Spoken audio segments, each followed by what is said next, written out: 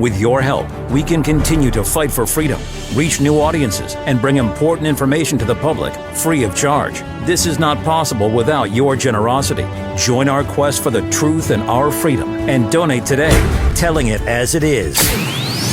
This is today's News Talk, The World Today. For The World Today, this is James O'Neill. France will provide Ukraine with around 100 Rafale fighter jets over the next decade under a new agreement between Presidents Macron and Zelensky. The package includes advanced air defense systems, drones, radars, and bomb-launching equipment. Zelensky's visit to Paris follows other support deals in Athens and precedes a trip to Spain. Macron called the agreement a new step in France's commitment, describing Ukraine as Europe's first line of defense and urged a fair and sustainable peace. Zelensky praised the boost to Ukraine's capabilities. Meanwhile, the Kremlin signaled interest in an early Trump-Putin meeting. Ukrainian attacks on Russian energy facilities have contributed to rising fuel prices in the U.S., Europe, and Asia, Bloomberg reported. Drone and missile strikes on oil depots, refineries, and metering stations, combined with outages in Kuwait and Nigeria, have removed millions of barrels of fuel from the market. Sanctions on Russia's Lukoil and Rosneft have further strained supply. Refining margins are now the highest for this season since at least 2018. Hungary recently sanctioned Ukraine's top drone commander after Druzhba pipeline flows were disrupted. Russia continues retaliatory strikes on Ukraine's power grid, calling the infrastructure military-linked. 16 months after the attempted assassination of Donald Trump in Butler, Pennsylvania, major questions remain about how 20-year-old Thomas Crooks was able to climb a rooftop with an AR-15-style rifle, fire 8 shots, kill a rally attendee, and injure 2 others. Although the FBI initially claimed Crooks had no ideological motive or online footprint, newly uncovered accounts reveal years of violent rhetoric, extremist comments, shifting pro- and anti-Trump views, and interactions with a neo-Nazi figure. Like alleged Charlie Kirk assassin Tyler Robinson, Crooks appears to have been interested in furries and exploring gender identity. Critics argue the FBI and Secret Service either missed or concealed warning signs and a stonewalled congressional oversight, prompting renewed demands for transparency. Ecuadorian voters have rejected President Daniel Noboa's proposal to allow U.S. military bases back into the country, with 60.58% voting no in a national referendum. Noboa accepted the result, saying the public had spoken. U.S. troops previously operated from Manta until 2009, when foreign bases were banned. Noboa had offered the U.S. several potential new sites, including Manta, Salinas, and even the Galapagos, amid Trump's military buildup in the Caribbean targeting cartel vessels. The vote comes as Trump strengthens ties with conservative Latin American leaders such as El Salvador's Nayib Bukele. Nigel Farage predicts Labour's new migration proposals will fail, arguing the government is constrained by its own MPs and international law. Home Secretary Shabana Mahmood plans measures such as restricting visas for uncooperative countries and tightening settlement rules, while warning about rising public anger over illegal migration.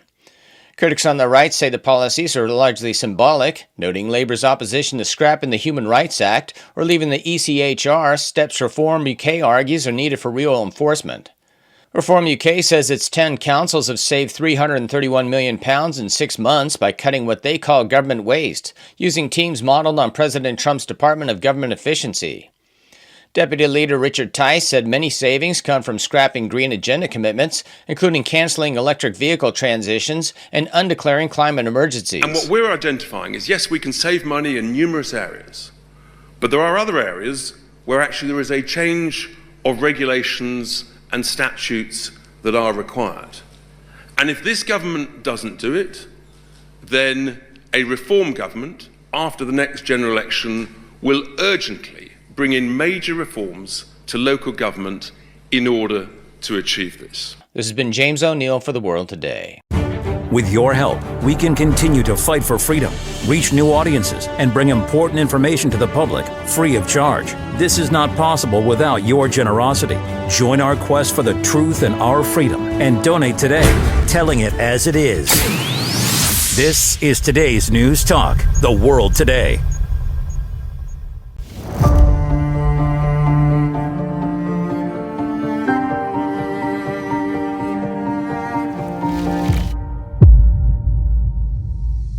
And welcome to the Protagonists here on The World Today. Nice to have your company too, by the way. Sorry about that delay.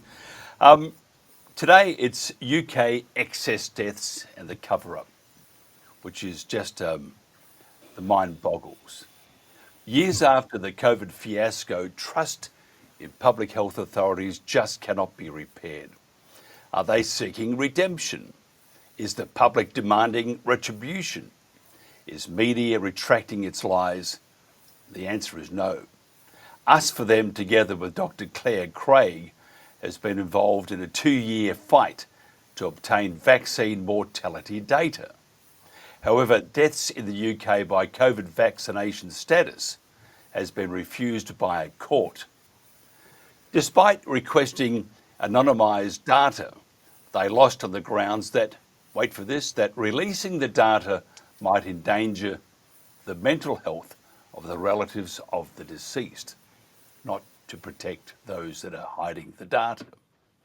The data was given to COVID vaccine manufacturers, but withheld from the British public and from parliamentarians. If it wasn't so serious, this is a bad joke. One has to ask, how bad must this data be? Surely this implies the vaccines were not as safe and as effective as we were advised. Many of us already know there is a strong link between excess deaths and the COVID-19 shots. This has been confirmed by several large studies, which we've all seen. It's the reason governments around the world have studiously ignored calls for investigation of the unprecedented rise in excess deaths. Why aren't the parliamentarians seeking this data on behalf of their constituents? Because, with the exception of a handful, they are complicit. Why should the data be released? Because taxpayers, ironically not the manufacturers, would be required to compensate those so shockingly injured. It might also stop the travesty of mandatory shots in the future. But we can't have that, can we? There may be, wait for it, another pandemic on the way, and vaccine passports and digital IDs to implement. Our guests today are just simply magnificent. Dr Gerry Waters is a suspended general practitioner. Gerry, thanks for joining us. Good morning. How are you, Mike? It's good to see you. Good to see you too, Liz. Hi, Yes. Gerry. Nice to see you. How are And our you? second guest, we're just waiting. We do have another one. Hopefully he'll turn up. But our second guest is Dr Elizabeth Evans, CEO of UK Medical Freedom Alliance. Thanks for joining us, Dr Evans, and I'm glad you enjoyed your coffee, but only one. That's terrible. Needed Talking it. about coffee habits. I used to drink 40 cups a day. Good luck. And I'm still here, so there you are. And I used to do cross-country running and jogging, and that was always done very quickly. So, but coffee does you well. And Gerry, nice to see you too. Yeah, I'm thrilled to be here, and I met Liz there a couple of weeks ago in Northern Ireland, and we had a good chat, and we well, I suppose I was going to say we come from the same base, but I suppose anybody with any sort of cop on and honesty um come from the base that we come from, you know. I totally agree with you. Um, this is this cover up. I mean, first of all, Dr. Evans, this cover up is just it's shocking, isn't it? Can you tell us um, just summarize what's happened so far? I mean, this is my jaw dropped when I read this. You think you can't get any worse, and then this happens. It's like, do they think we're stupid? This is gaslighting from the authorities to the extreme.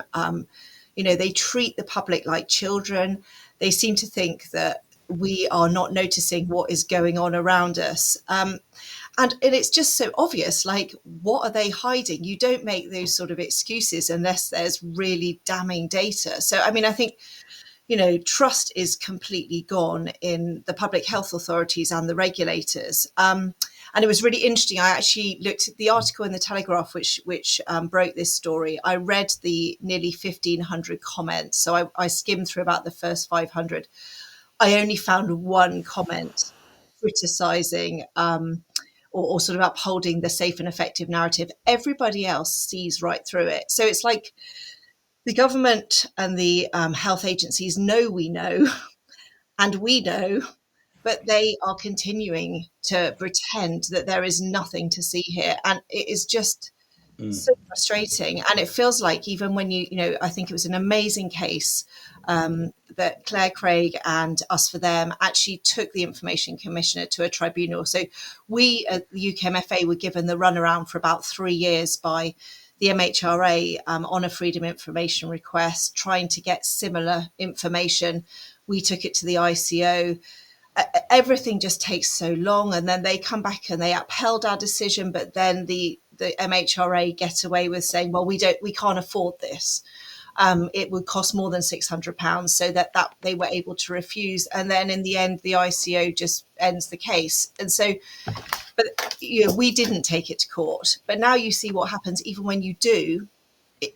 Behind closed doors, decisions are made, and ridiculous conclusions are drawn that the public are not capable of handling emotional distress from bad news. Yep, I totally agree. Dr. Gerry Waters, as he's looking up his information, tell me this: you've been up front with everybody. You are there. You're doing the good fight and all that sort of stuff. But is the public actually awake? No, not. Well, I suppose we're talking about degree. In 2020, in February, March 2020, I recognised that there was no pathogen in the community. I'd been a GP for 40 years. 40 winters I had seen the comings and goings of the winter flu type illnesses. And in 2020, I was saying to my patients, saying to the ICGP, saying to everybody, there's nothing there. There is no pathogen in the community worthy of the lockdowns, the maskings, the social distancing, the destruction of the economy. And I was saying, there's nothing there. And everybody thought I was for the birds. Everybody thought I was cuckoo, totally mad. When I say everybody, the vast majority of people I came across, except other GPs. The other GPs recognised, yeah, Gerry, just keep your head down and this will pass. That was the attitude of these things. Now, I would say 50% of people are awake and know. And the other 50% of the people also know, but they've been vaccinated and they're terrified. They're absolutely terrified of any discussion. They run away from me. I live in a small town, relatively small town, 30,000 people. And I'm well known, everybody knows me, and everybody knows how forthright I am in my opinion and my willingness to express it. People just don't want, a lot of people just don't want to discussion with me and run away. So I would say yes, a big proportion of people are awake. 50% of people are awake and willing to discuss it. But there's 50% of the people, there's a saying that though you cannot wake people who are pretending to be asleep. And I think a lot of people are pretending to be asleep. Dr. Elizabeth Evans, what do you think when you must come across a sort of a similar situation?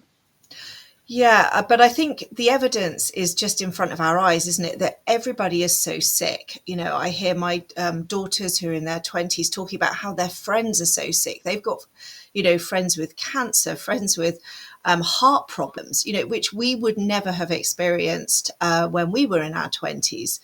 Only a few weeks ago, someone dropped of a cardiac arrest in the middle of a local hockey game. A really fit guy in his early 40s. 2 weeks before that, the captain of the other hockey team had died in his sleep in his 30s. So this is everywhere, and this is not normal.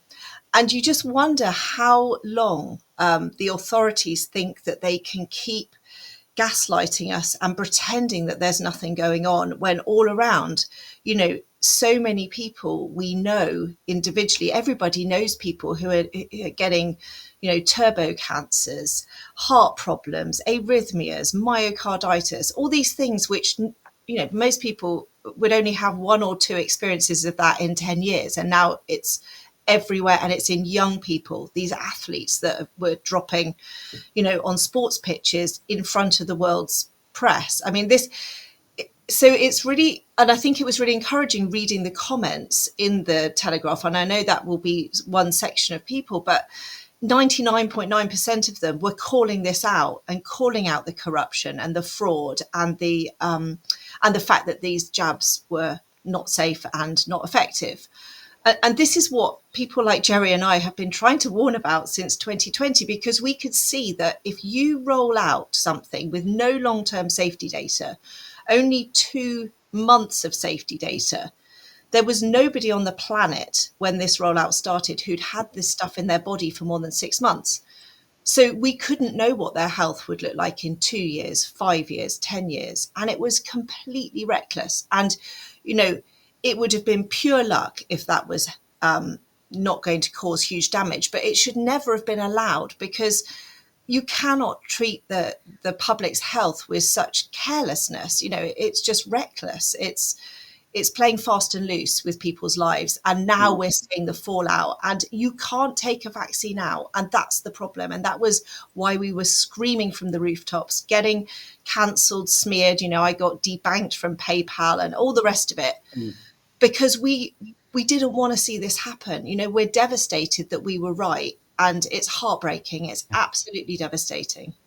If you look around the world, there's always little. I mean, before the first inverted commas pandemic happened, there were little things in the media would sneak out. Terrible disease, terrible people being whisked away in China and stuff like that when it really went crazy. And I see similar things, and then it dies down. But that they're getting excited because they're ready for another pandemic.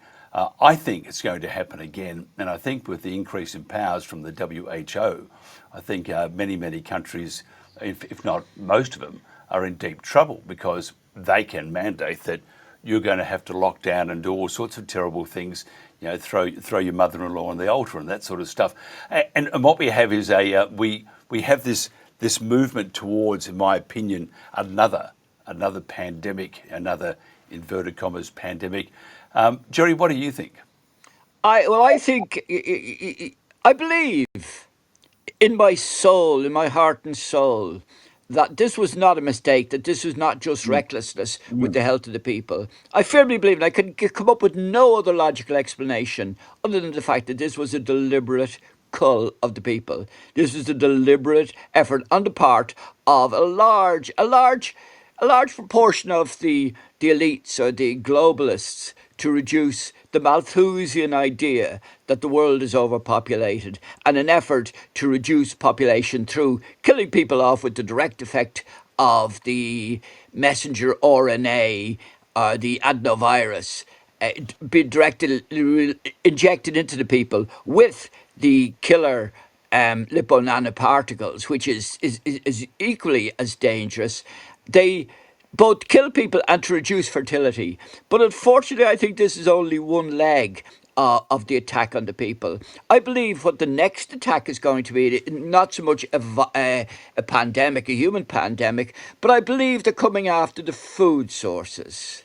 I firmly believe that they're coming after the food sources in terms of the avian flu, the bird flu. The idea that they are going to... We saw in Canada how they slaughtered the ostriches, 600 ostriches.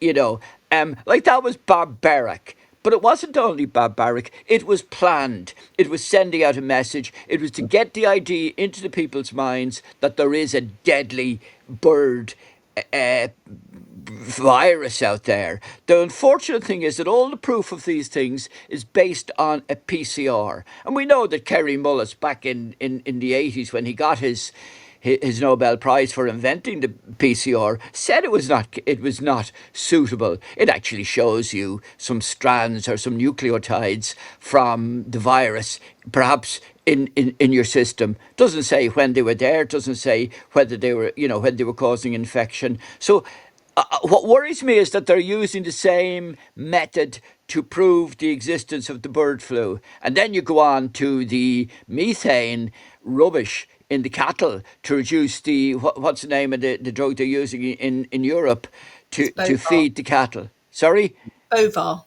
Yeah, Bovar, yeah. Like, I believe that again is an attack on the food chain for the people. Look, this is goddamn outright genocide. This is What, an attempt what, at genocide. This is a Malthusian follow mm, through. yeah, and I totally agree with you too. By the way, I think it was not by chance. And if you look at the results they achieved at the start, it was amazing how much of the world got lockstep into this hysteria. Do you think it will happen again, Elizabeth? Probably not in exactly the same way, because I've spoken to many people who have been vaccinated who were really went along with the COVID thing, but now say we would never do that again. No way. I think people, even if they're not saying it, unless you press them, they're resolved now that they see that they were scammed, because everybody who got vaccinated kept getting COVID. So I mean, that I think that sort of ploy can only work once, as effectively as it did. But I totally agree with Gerry. I think, our food, they're after the farmers everywhere. Farmers are under huge attack. They're under a massive attack in the UK, being charged, now inheritance taxes, huge bureaucracy, being sort of forced out of business. And then it'll be the corporations that come in and buy up the land. They won't ever have to pay inheritance tax because corporations don't die and pass it on. And then you've got these huge culls. I mean, I saw the ostrich story, which was heartbreaking, absolutely disgusting. And I would suggest anyone have a look at that to see the mindset of this death cult that has no care for life. But we've seen the same with mountains of cows being killed in America. We've seen, chickens are all being kept inside because of avian flu for years, and then culled and the waste of healthy life and the way that they treat life with such disdain is very disturbing. But it feels like it's very hard for the public to know what to do, because, Claire and UsForThem actually, followed through, did the court case. I don't think the answer's in the legal system, because we see that they close ranks.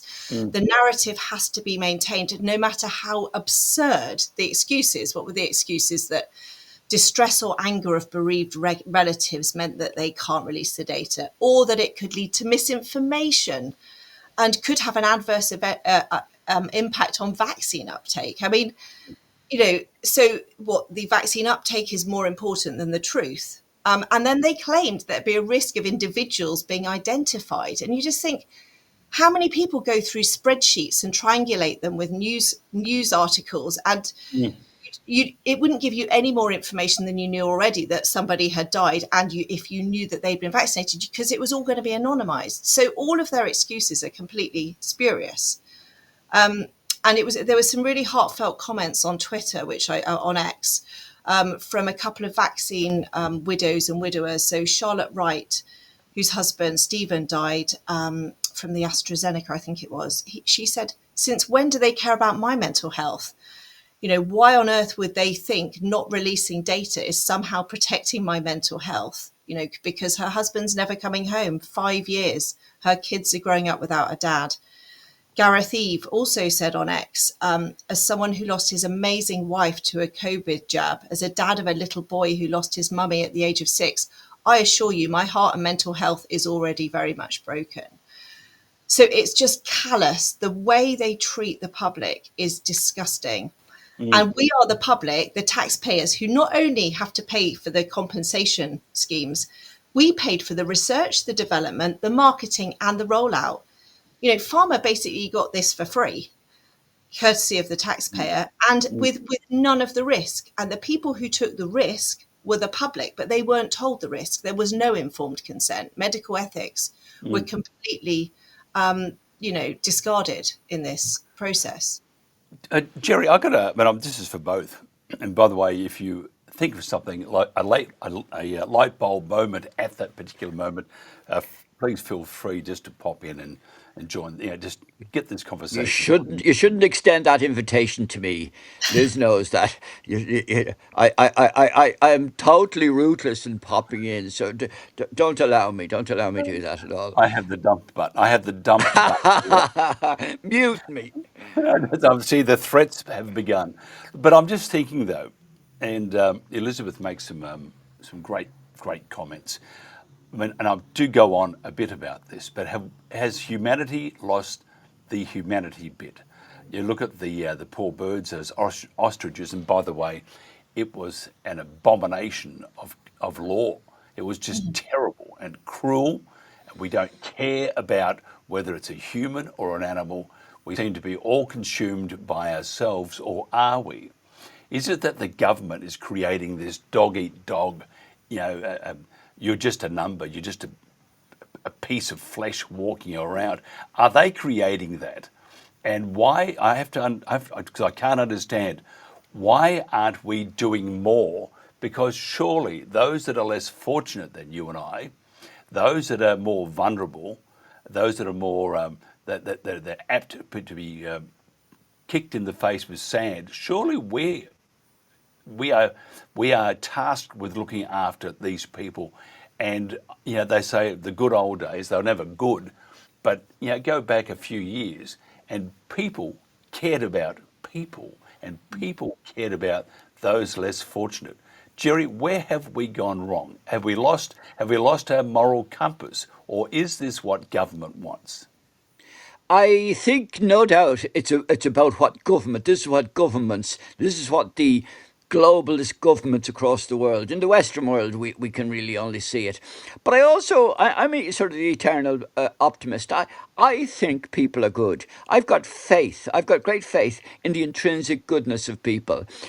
But there is a sort of dichotomy here, in a sense that as people get a better standard of living and get more disposable income, as we've done from the time I was a child, or during the 60s, 70s, 80s.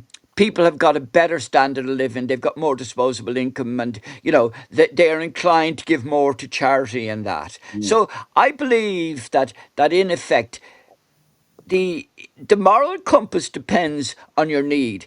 The reality of it is, if it were a thing that any of the three of our families were starving, we would go out and steal food and kill people. I would kill people for food, to provide my children and my grandchildren. That's we beneath the surface is an animal lurking that is quite capable of doing anything in the circumstances. It's all about the circumstances. And I believe that the Western governments, have created circumstances that has turned us still. It's a very, very well thought out and very well engineered and implemented plan to turn us against one another.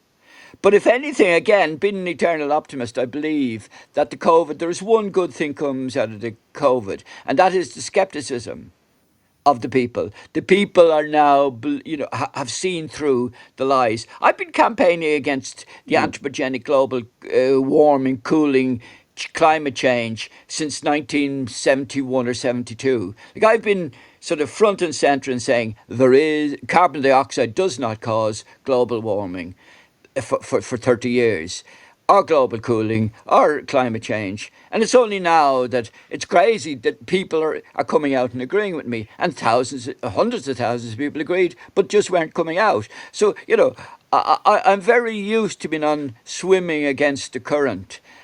But I believe we're winning. You see, this is the crazy thing. I believe we're winning. And I believe that with each day, people are waking up, more and more people are waking up. And as Liz says, I don't think many people hold up their arm to get another jab, but they're coming at us from another way. With the bovar, and they're coming at us from the bird flu. And, it's highly cynical and sinister, the ways they come at us. And I believe they're just a small group, sort of, 0.1% of the population that are gearing this to, in effect, kill us off.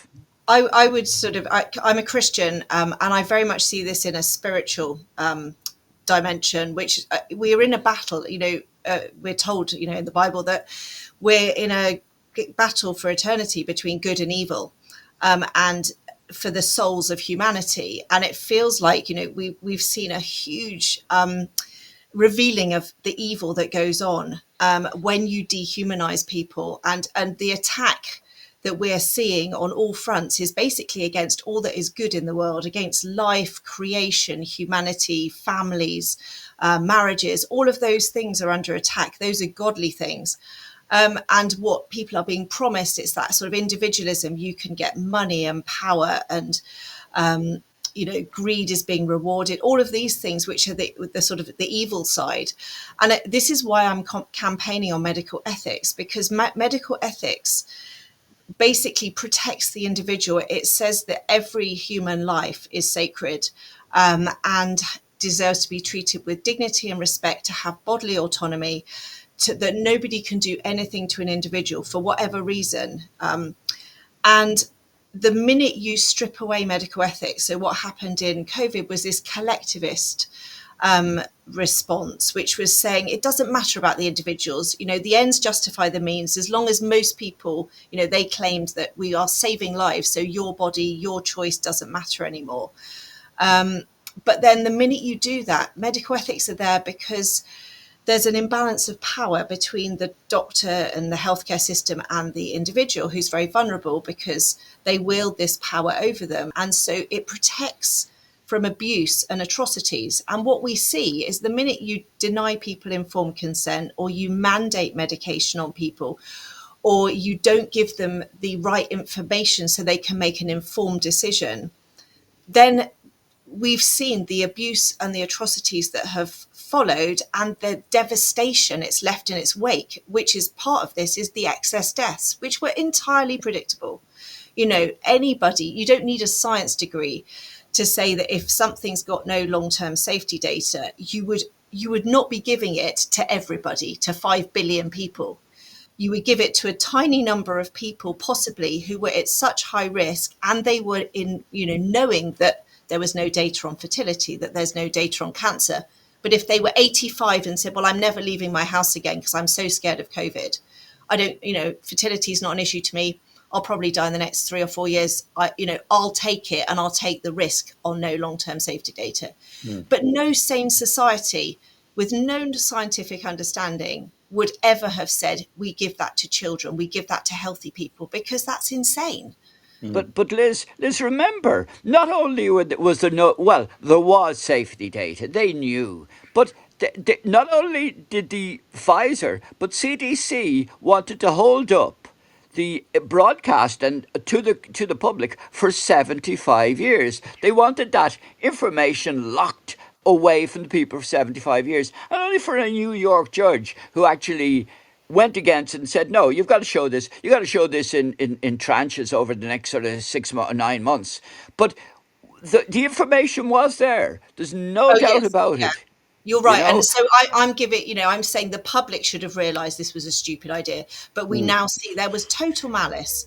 And this is the same. And the same thing that MHRA came out, the UKHSA came out in this case that we're discussing, and said, it would take us 76 years to check every line of this spreadsheet to make sure we're not going to be releasing anyone's identity. And so, that 75, 76 years thing again, it's this idea that they do not want anyone to see this while the people responsible were still alive, because I think they know that heads would roll.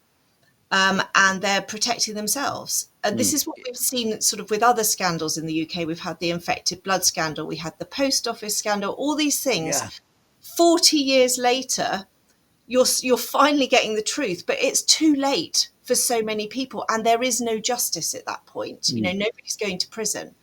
And you feel like they're just trying the same scam on again to see if they can get away with it. But yeah, you're right, Gerry. They definitely knew this. All the data was there in the regulators before they did the rollout. So they chose to roll this dangerous product out in full knowledge of what it would do. I suppose the question you and I would ask, how could any doctor, first of all, be fooled by the GPs? And I'm coming down very heavily on the GP, as having been a GP for 40 years. I knew that there was nothing there. I spoke to my fellow GPs, and they sort of shrugged their shoulders, kind of thinking, this is something that'll pass. It's just a blip. Let's slow down the curve. But I was saying, well, what's here? Remember that this was it. Came in March. This was the period. This was sort of 3 months after the flu season, the average flu season. The flu season kind of starts in November, December, and runs through Christmas into January. Very seldom did I ever see it. I never saw a flu season during March. So the crazy thing about it is that the GPs, the doctors knew, and I was talking to them, they knew. But they start digging a hole. And the hole in Ireland was they were given €70 for doing a phone consultation. They went home, or rather their secretary or their nurse took these phone consultations. So if somebody rang the surgery and the nurse or the secretary or the GP had a 5-minute chat with them, they got €70 on top of their salary. And within a very, very short time, the GPs here in Ireland, I can only speak for my community, were creaming it. They were making lots of money. And to sort of propagate that idea, they had to push the pathogenicity of the virus. Oh, this is very serious. I'm not coming out. I'm staying in and I won't. Now, I at that stage was doing I went against all the regulations. I was doing my surgeries without a mask, without social distancing, without walk-in surgery. So that and the crazy thing about the medical council knew about this in March or April of 2020, and yet they didn't bring me. They brought me before the High Court with what they call a Section 60, which is a suspension in order to suspend you as a danger to your patients. Now that danger would be similar to somebody going down the main street with a machete slashing at people. That was the sort of danger. There was no evidence produced or anything, but I was such a danger I had to be taken off the scene.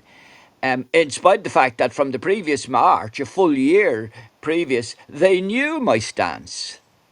So what I'm saying is this was malicious, and it was a failure on the part, fundamentally, of the primary carers, the GPs, who knew. And I will not let up on grinding down and attacking my fellow GPs, because I firmly, I just won't give up on that. I would go to your grave. Yes, not for a while, we hope. But I'm just thinking, though, both you, Elizabeth and Gerry, and Gerry makes a very good point, doesn't he, Elizabeth, that the doctors, the trust, I'm going to go to you and you're going to save my life and give me your best, and they didn't. And we talk about holding government accountable and all the ministers and bureaucrats and so forth. But we don't really talk that much about holding the GP to account, because if you have a gun and you point it at someone and it kills them, you're still going to be charged at least with manslaughter, even though you didn't mean to kill them. And the same thing when it comes to an injection that you know nothing about. You've heard little rumours about it, but you go, no, I'm going to do this because it's my job. I have to do as I'm told. So do we also, instead of saying just we need to hold government and the bureaucrats and the big pharma, all those accountable, also put into the mix the medical profession such as GPs and nurses and the like? Because they pulled that gun, the trigger of that gun, and they have actually killed people or maimed them. And their job, they have probably a more trusted job or profession than a priest would or a minister would. Yeah, And they took for €70, that's or a cash, here's a little bag of gold for you, move on. It was just terrible, Elizabeth. And I think, and I have some very good friends who are doctors, but I think, how can you knowingly give someone something that you're not sure about? It might kill you or maim you. And they kept doing it. Even now, they're still doing it. So I think the medical profession, I mean, you can't jail them all, or can you? I mean, I totally agree. This could never have happened if doctors had just stuck to their core ethical principles and looked after the needs of the patient in front of them and put their interests first, because that's what we're meant to do, given them informed consent. But I think what we discovered during COVID is how rare courage is. This was a big psychological operation. You know, there was a lot of behavioral psychology going on to play on people's weaknesses. And human weakness is very much that it's hard to go against the group. You create a consensus, and then for people to put their head above the parapet and say no to what everybody else is doing and what they're being told day in and day out is hard. And then you've got the additional sort of factor that the powers that be were looking out for any doctors who were going against the narrative, like Gerry, Sam White, David Cartland, lots of doctors who tried to speak out, and they were absolutely crushed. They were scapegoated, they were witch hunted, they were hounded on social media, they were taken before the GMC. So it was a bit like the whole sort of Andy Wakefield thing where, there's this expression, they were Wakefielded. And they were set as an example of this is what will happen to you if you put a single foot out of line. So in that case, most doctors, even if in their heart of hearts they knew it, they just say, well, what can I do? Everyone else is doing it. So why don't I just go along? Yes, I know it's probably not great, but I'm not prepared to lose my career. I don't want to be hated. I don't want to be ostracized. But I do think, we probably should be reporting doctors and nurses to the GMC who gave these vaccines without informed consent. There were people just driving into car parks, sticking their arm out the window. There was no informed consent. Most of the doctors and nurses didn't even know what was in the jabs or how they were. None of them did. Nobody knew. Disgusting, but yet they went with the crowd, and that's the human weakness. And I think doctors are increasingly trained to go with the crowd because we've moved from, say, 50, 80 years ago, where doctors could use their wisdom, their intuition, their clinical experience to innovate on the individual patient.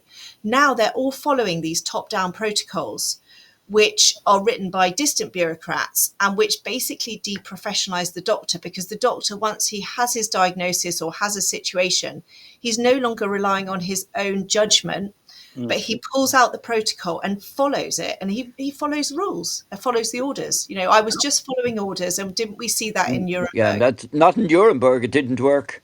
But as for informed consent, at the rollout of the vaccine in November, when they were beginning to roll out November, December 2020, Declan Glynn, the Assistant Chief Medical Officer, came on to a ludicrously named expert panel of the ICGP. Wednesday nights we had these meetings. I was ignored as far as I was totally ignored. But he came on and said about the rollout of the vaccine. And this is the crazy thing, and this is on record. He said that we know nothing about the vaccine. They knew nothing about its ill effects, its effects, whether it was effective, how many injections would be required. They didn't know anything about it. And he went on then to say, but what we do know is that 64% of patients say they implicitly trust their GP. And we want you guys to get behind it. And to accommodate that, the HSE, who were always very mean with paying GPs, suddenly starts bringing €70 for a telephone conversation that the GPs and their nurses and their secretaries could do it at home from bed. And this was the greatest crime. And I've constantly said that, the vaccine is a massive crime. But in fact, the lie of the pathogenicity of COVID was the genesis of it. And this has all been well thought out of, probably over a 10 or 15 year period and implemented over a 3 or 4 year period. But at the end of the day, this was the initial bribe to the doctors, and they fell for it. And having taken the first couple of shovels out of the hole, they start digging the hole. And then 3 months on, 4 months on, 5 months on, when the when the vaccine was introduced, they were into the hole because they had said, "Oh, this is a terrible drug. This is a terrible virus. This is highly pathogenic." Of course, we were killing our patients by neglect. We were being told not to let in Ireland anyway, we were being told not to let the patients out of the car park. They weren't to come in, that we weren't to examine them, we were to send them home unexamined and untreated. Now, 3 months prior to that, had I done that, I would have been before the Medical Council for negligence. And then suddenly I could send every patient home into a room where the food was being left at the door, where they were, immobile. Of course you get pneumonia. Of course you get a pneumonitis, a viral pneumonitis, and then you get pneumonia due to lack of activity. And of course you end up in a hospital. And then they stick a ventilator onto you, give you high doses of oxygen and remdesivir or midazolam or morphine and that, and do not resuscitate. It was a massive crime. If you read or saw what happened during the Holocaust, this was it was in the halfpenny place to what GPs did in the last year, and that's my emotional outburst, my rant. No, that's fantastic. I again concur with you. I would do the same. And I have been known to get a bit emotional. Okay, look at the last pandemic, inverted commas. Look at that and say, okay, if you were the bureaucrats, because there is no accountability, nothing's going to happen. Government will get what they want. So we say, okay, the media were on our side. Without the media, legacy media, they were going to control the whole narrative. Now, the annoyance or the retribution for their lives were people like ourselves. And TNT Radio, it had well over 100 million people that used to watch it yearly. So it was a very large organisation. So what they have to do is say, we need to stop all these people that are going to create a negative response to our propaganda. So if you, let's say, okay, the media is very important, how do we stop these annoyances? Well, first of all, what you can do is, as they did with us, which is another story, but they disassemble you like a nuclear bomb in slow-mo behind the scenes. Now, we were 75 people. We had offices all over the world. We're very big. But they can do that to anyone they want. Now, what we have found, and this is, I need you to know what happens next, is that even the alt media, the other side, we do know, we're not going to release anything just yet, but we know a lot of the independent journos who are being paid by a particular individual, and they are spreading the entire narrative and even though it's a little bit twisted and different, it's got the same end result. So if you control the annoyances and you have mainstream, and if you still can't control the annoyances, for example, in Australia, we have the e-safety to protect the children. But what they can do is turn you off. They can stop you from broadcasting.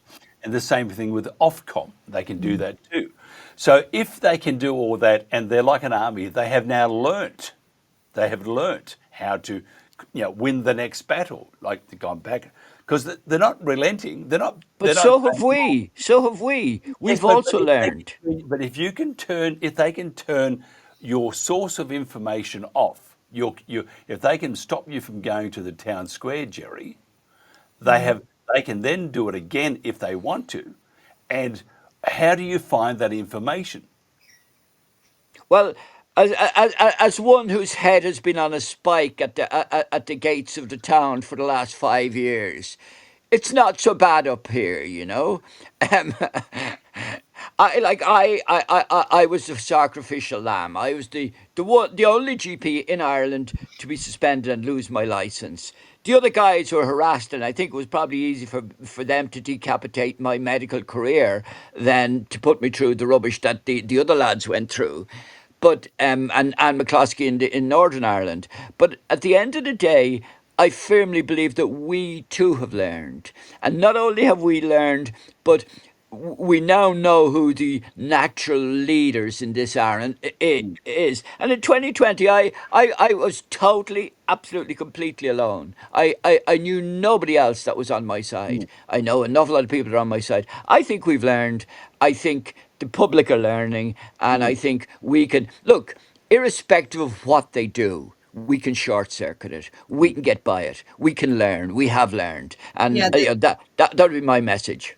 yeah. There's more of us than them, and Yeah, I think we and do now. we've got the truth. We've got the Yeah, truth. we have the truth, and also we see now how the pharmaceutical industry and these big corporations have got the media in their grip. But everywhere you look, are springing up new, podcasts. Podcasts are a Yeah, big thing yeah. now, aren't they? I know They they can, were. Citizen journalists. but if they can stop that, I'm just saying, if they can, and they can do that in Australia, I'll tell you two little things here. December 10 is when the e-safety thing comes, you've got to log in. But what they've also done is they've, on the 27th of December, which is 2 days after Christmas and in the middle of a holiday, they've also bringing in that you have to log in to go to a search engine. Now, why would you do that at that period of time? No one's at work, everyone's home. It just, the creep becomes automatic. And I'm just saying that what will happen is if they stop the information, and sure, there's people like ourselves that are going to, I'm not going to do what they tell me, but how do you find out what is the truth and what is not if you haven't got any way of doing it? I just think human beings fundamentally are very good at innovating. So, like, there was no big podcast space, 6 years ago, and look how that's grown. I think people are clever and they will innovate their way around it. And ultimately, because you're trying to crush the human spirit, but the human spirit will always adapt and find a way. And actually, eventually, we all have to say no. So I think people need to realize that they have to be prepared to go through a little bit of pain and say no to get the world they want. And I think more people are starting to do that. So to say, fine, I know when it came to jab mandates in the UK, I just said, if I have to, I will live in my house or even live in the woods. It would literally be over my dead body. No one is giving me a vaccine. And I knew that 100%. And then you're really free at that moment because nobody can force you to do anything. And I think, and then, I saw people getting the jabs so that they could go skiing. But then I had unjabbed friends who, instead of going to France, went to Bulgaria because there was no requirement. So people just need to be a bit imaginative. Okay. And there's always a way around it, and the season will pass. Okay, now to both of you, we've talked about and highly immoral, criminal because you've killed or maimed people, terrible government bureaucrats, the medical fraternity, all that. We know it, they know it. Can you tell me anybody that's been charged by the government for killing or maiming someone when they've given them a vaccine shot? Because we're talking about accountability.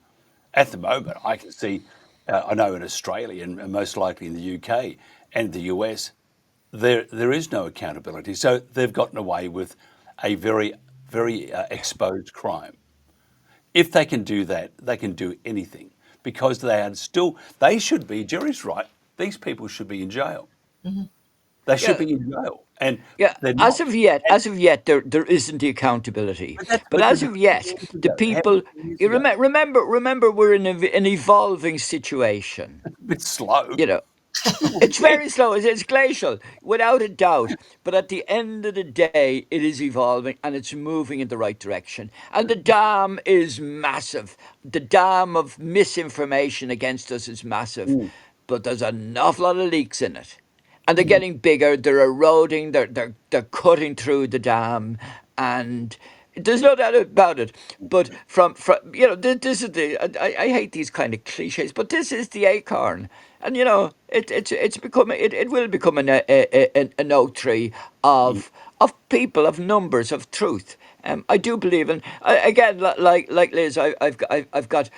I would come at it from a different, our spirituality, and that would probably come at it from a different point of view. But I'm a humanist. I have a huge belief in human, the human spirit and the intrinsic goodness of humans. Yeah, there's a lot of badness out there and it's warped and twisted, but at the end of the day, I've great faith. And even in Australia, the dystopian world that Australia and New Zealand to an extent and Canada have become. But again, that was all the WEF. This is the World Economic Forum. Klaus Schwab and his gang having planned this over a 50-year period.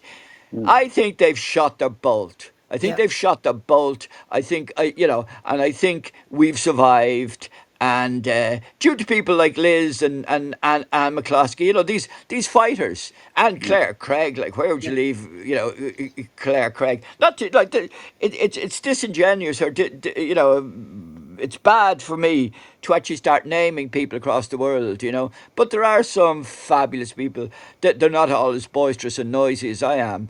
A lot of them are quiet and nice, like Liz. But these people are quite deadly. Like these people are formidable foes, and I've great faith that that this group will come out and will win. And Well, we have I put we it this have way: God on our we side. Yes, yeah. But we need to Well, also we have remember, to win. We yeah, have to win because if we don't, we're heading into a dystopian world that'll yeah. make 1984 look like a cakewalk, a party in the park.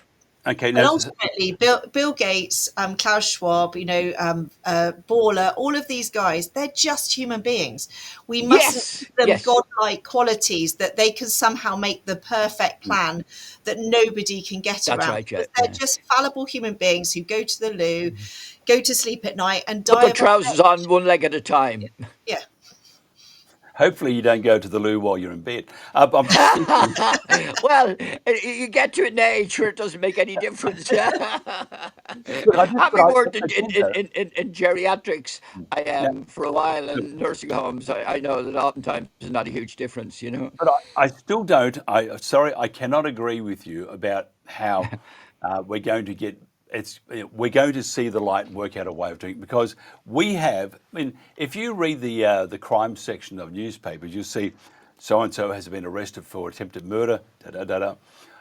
Tell me which doctor has been arrested and charged with attempted or murder or manslaughter, or negligence by giving someone the jab. There is none.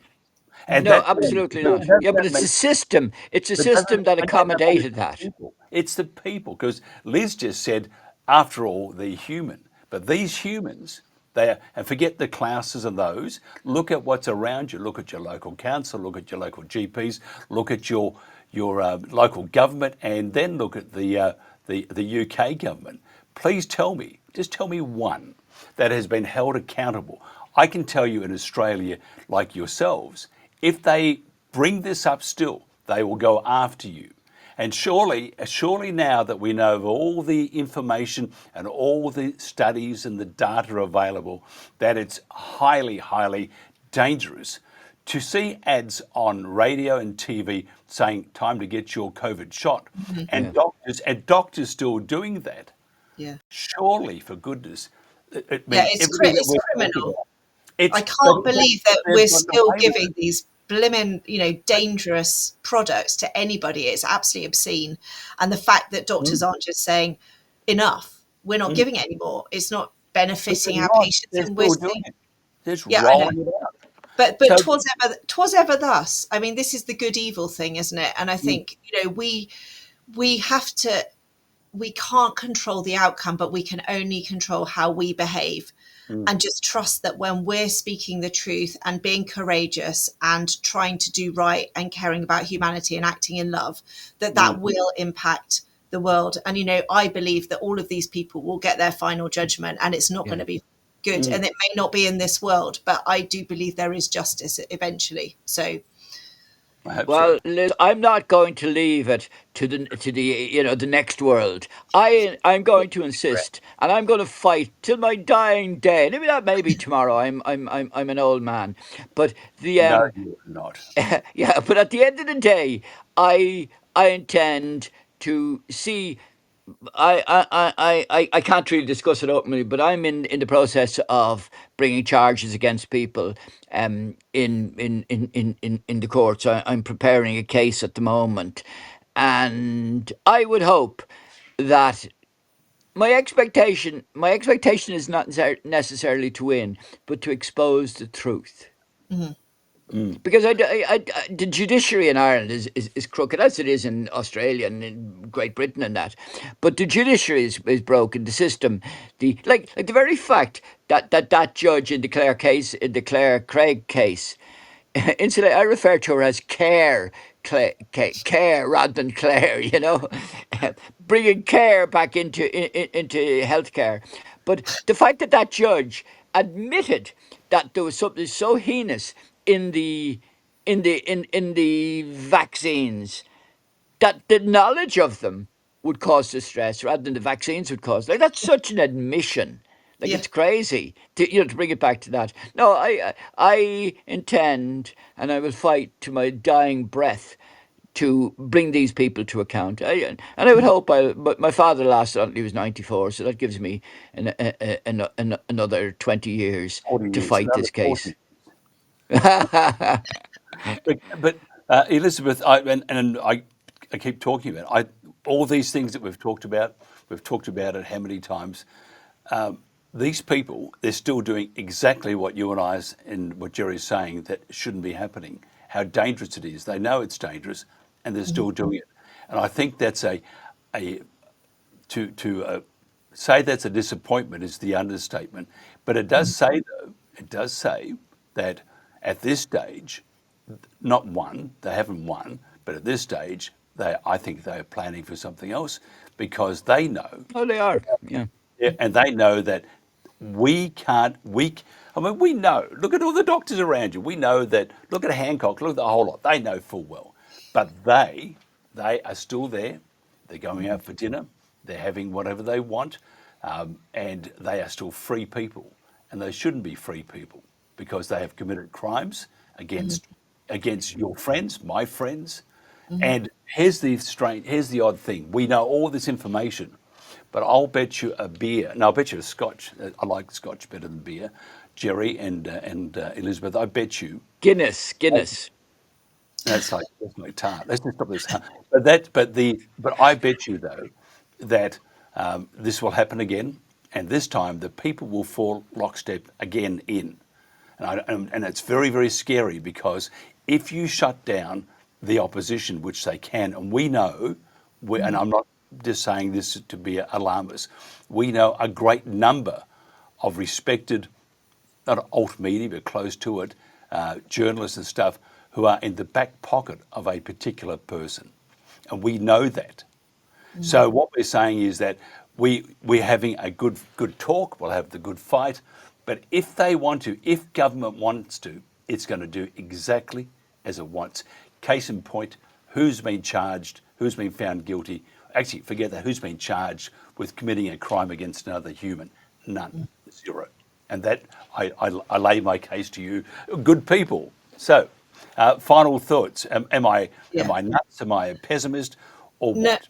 no. I mean, so during the pandemic, the scamdemic, we wrote lots of letters, open letters to government and decision makers and policymakers, and all these, sort of like putting our case, giving them the data, putting our arguments. But we also realised that really, in a lot of ways, that's never. We're unlikely to change them. But what we need to do is empower the public. Because look at all of us who didn't take the jabs, who didn't fall for the scam, and we're still here and we're still alive. We've got to get more people to understand their individual power. So I think, there is a purpose in seeking justice and fighting these people, but the main purpose is to wake other people up, the ordinary public, the members of the public, so they don't fall for it again, and they understand that they can just say no. So I think we have a big duty at the moment, while we still have podcasts and all of these news outlets, to get the word out, so that people have a little bit of courage next time something comes along, to say, do you know what? I'm just going to not go along with this. I'm going to sit back, keep my head down and see if I can avoid it. Because this only works when the public comply, actually. If nobody had complied at all, none of this would have, none of this disaster, public health disaster, would have happened. We wouldn't have the excess deaths. So I think you're right. The truth sets us free. This is what it says in the Bible. We have to just keep speaking the truth, being courageous, and trying to tell the public, give them courage, because courage is contagious. So the more of us that's put our head above the parapet and don't die, the more other people will be prepared to do it. We will inspire people to do the best of humanity, not the worst of humanity, not the bit that hides under a bed in fear. And, that's not something to be admired, is it? It's the people who sort of get up and speak the truth and don't care about the consequences, who have courage. That inspires us on a really deep emotional and spiritual level. So if we can be those people, we will take other people with us. But ultimately, we can't save everyone. I mean, and that people have to save themselves. Gerry, you have the final say. I would say a couple of years ago there was a song, a very well known song, and when I say the words to you, you'll remember. I won't sing it, but where do you go to, my lovely, when you're alone in your bed? Peter Sarsted. That's right, yeah. I want to see, these thoughts that we're all human. These are all human, and they go to bed and they nod off the same way as the rest of us do. And the fact of the matter is, you say, oh, they're going for lunch and they're still meetings and having great fun. At some stage, they're alone in the bed. And I want to look inside their head. And I know the thoughts that surround them. The thoughts that surround them are one of a genocide and a crime against, if they're doctors, against their education, against their families. Like they damage their families, against their patients and against their community. And even though my head is still up here on a spike at the gates of Dublin, I'd rather be here, a head on a spike, than to be alone inside their mind, in their bed, every night. Absolutely fantastic. We're not going to call you, because there was another Spike Milligan, your Spike Waters. Look, thank you so much. Spike protein. I've enjoyed it, and it's nice that you've come out of your shell, Gerry. As I said to my wife, had I been younger, I was 70 when this happened to me. Had I been younger, would I have done this? And she said, oh, you would, yeah. And I said, why? Why do you say that? She said, because you're that kind of bastard, Good on you. Good on you. But she still loves you, and that's important. Oh, absolutely. Same woman for around for 56 years or something. Good on you. Look, Dr. Gerard Waters, I'm calling you Gerard here. Oh, no, I'm Gerry. Even the kids in my practice call me Gerry. Gerry, okay. Dr. Gerry. And Dr. Lizzie, CEO of Alliance. Thank you so much for your time. Appreciate it very much.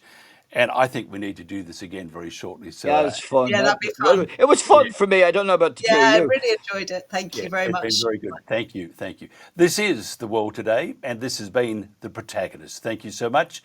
Tomorrow we'll do it with 4 people. Thanks a lot, and have a great day. If you're in the UK, don't forget the Ashes are starting shortly. And we are, from Australia's point of view, we're looking forward to that immensely. Thank you very much. Catch you tomorrow.